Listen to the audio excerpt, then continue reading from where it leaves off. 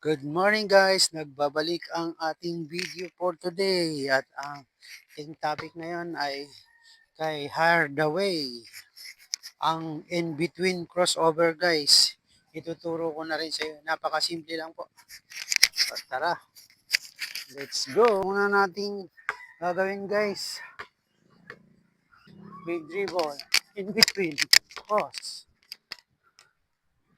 Big dribble, in-between, cross. Yan layup po, i-layup natin. Jump shot. Kayo na bahala. So tara, samahan niyo ako.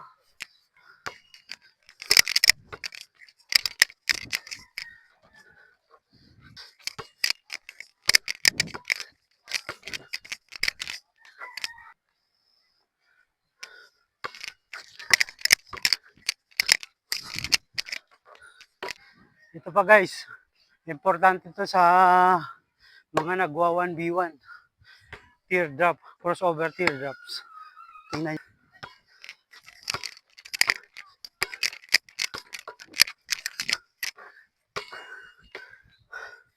Sana guys, may natutunan kayo. Follow niyo po ako kung may natutunan po kayo. Para updated po kayo sa ating mga susunod na mga video.